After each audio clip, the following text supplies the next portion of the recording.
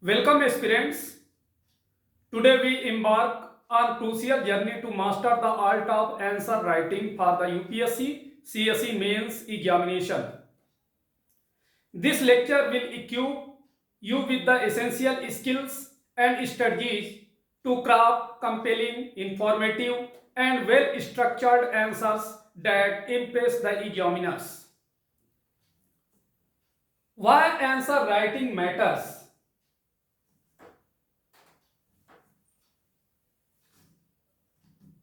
The UPSC CSE mains exam is a make or break stage in your civil services journey.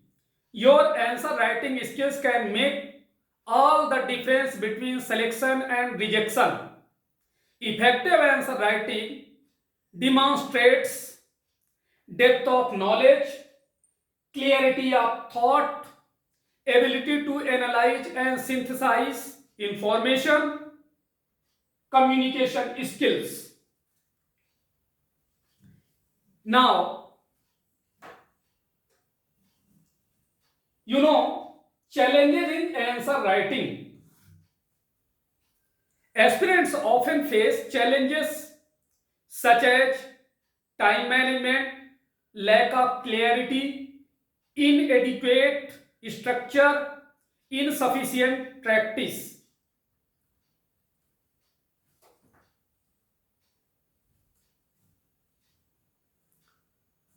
Objectives of this lecture. By the end of this lecture, you will understanding the questions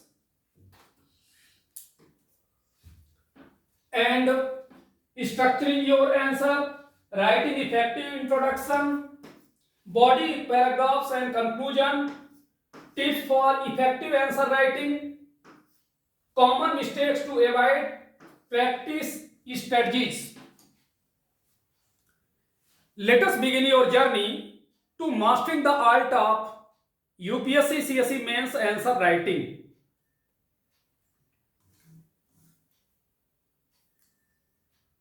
General points. General points on the structure of the answers. Firstly, start your good introduction. The introduction of answer is essential and should be restricted to 3 to 5 lines.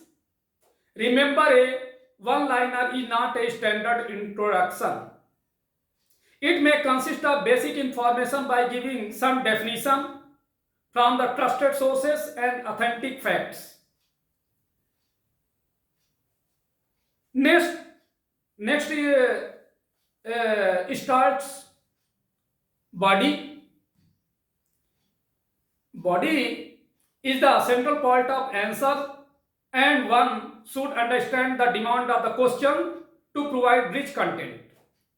The answer must be preferably written as a mix of points and short paragraphs rather than using long paragraphs or just points.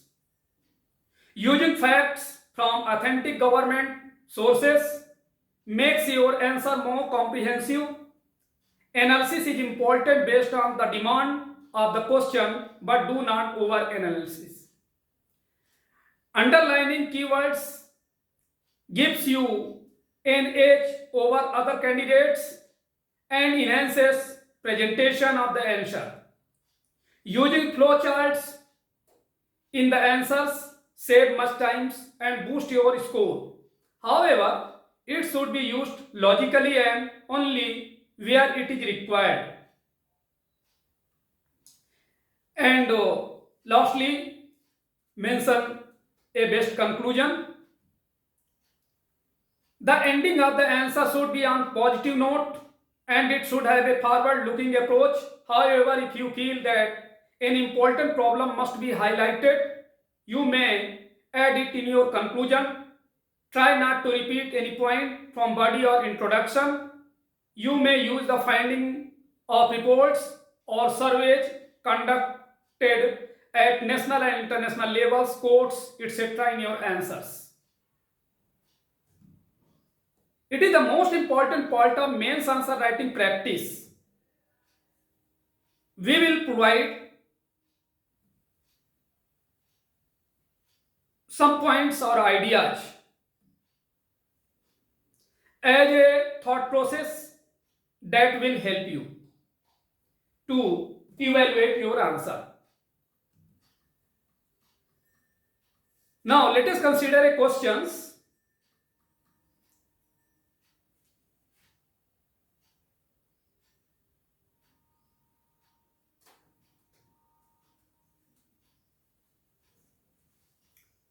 Discuss the advantages and drawbacks of holding simultaneous election for the Lok Sabha and state assemblies. Highlight the major recommendation of the high level committee on one nation one election. इसका मतलब यह है कि लोकसभा और राज्य विधानसभाओं के लिए एक साथ चुनाव कराने के फायदे और नुकसान पर चर्चा करें। एक राष्ट्र एक चुनाव पर उच्च स्तरीय समिति की प्रमुख सिफारिशों पर प्रकाश डालें। ऐसा प्रश्न इस टॉपिक से बनता है। And simultaneous elections, popularly referred to a one nation one election, means holding elections to Lok Sabha, all state legislative assemblies and urban and rural local bodies like municipalities and panchayats at the same time. From the first election in 1952 until 1967, elections were held simultaneously across the country, but since the Lok Sabha and Assembly can be dissolved before they are tenured, over time the state and national election became misaligned. You may incorporate some of the points in body or answer. There are several advantages and drawbacks to contesting simultaneous election to the Lok Sabha and state assemblies. Advantages, क्या इससे advantage है? जैसे reducing the cost of holding elections, smooth operation of the government machinery, it will ensure continuity in central and state government policies and programmes. If elections are not held every year, the government does not need to tempt the people with attractive schemes or to develop caste and religion-based programming. Now, drawbacks. Drawback क्या है? Like it, there would also be a logical issues requiring about twice as many elections, voting machineries and voter verifiable paper audit trail machines.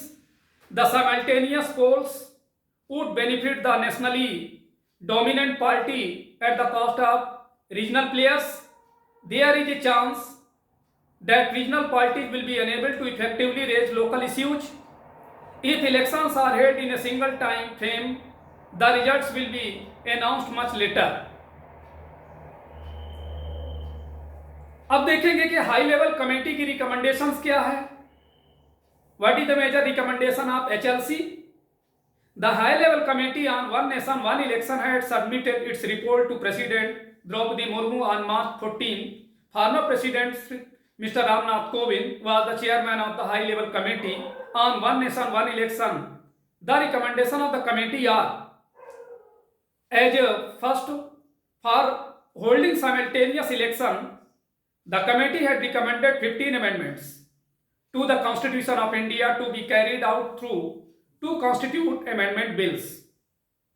The first bill will deal with the transition to a simultaneous election system and the procedure for fresh elections to the Lok Sabha or a state assembly before the expiration of their stipulated 5-year terms.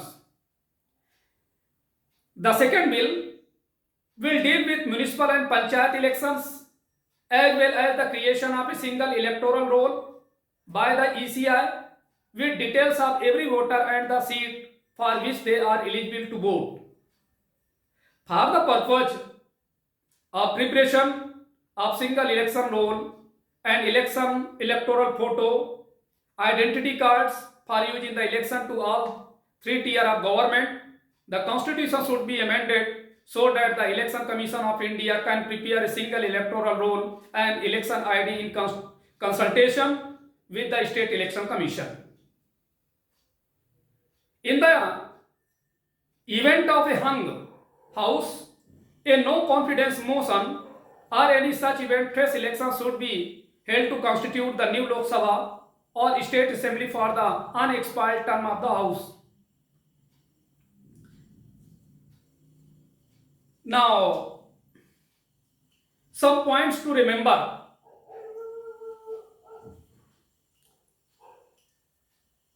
Where was the idea of simultaneous election or one nation one election was first formally proposed by the Election Commission of India?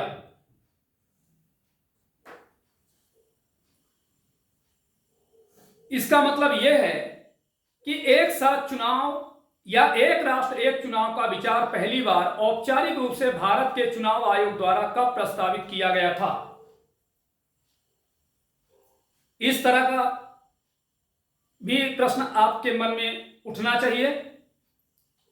What are the arguments around holding simultaneous election, कि यदि एक साथ चुनाव कराने हैं तो उसके पीछे क्या लॉजिक है। अब देखिए, इस तरह के जो समसामयिक मुद्दे से रिलेटेड जो टॉपिक्स हैं, जैसे प्रीवियस ईयर क्वेश्चंस पेपर पर यदि आप नजर डालें तो 2018 में इसी टॉपिक से रिलेटेड एक क्वेश्चन पूछा गया था कि in the light of recent controversy regarding the use of the electronic voting machine, what are the challenges before the election commission of India to ensure the trustworthiness of elections in India. यह प्रश्न 2018 में UPSC civil services main exam में पूछा जा चुका है। इस प्रश्न का मतलब यह है कि इलेक्ट्रॉनिक वोटिंग मशीन के उपयोग के संबंध में हाल ही में उठे विवाद के मद्देनजर भारत में चुनावों की विश्वसनीयता सुनिश्चित करने के लिए भारत के चुनाव आयोग के सामने क्या चुनौतियां हैं। And same as it is 2017 में भी क्वेश्चन आया और बाद में 18 में भी। साइमल्टेनियस इलेक्शन टू द लोक सभा and the state assembly will limit the amount of time and money spent in the electioneering, but it will reduce the government's accountability to the people. Discuss 2017 में इसमें question पूछा जा चुका है। इस प्रश्न का मतलब यह है कि लोकसभा और राज्य विधानसभाओं के लिए एक साथ चुनाव कराने से चुनाव प्रचार में लगने वाला समय और पैसा सीमित हो जाएगा, लेकिन इससे सरकार की जनता के प्रति जवाबदेही कम हो जाएगी। चर्चा कीजिए।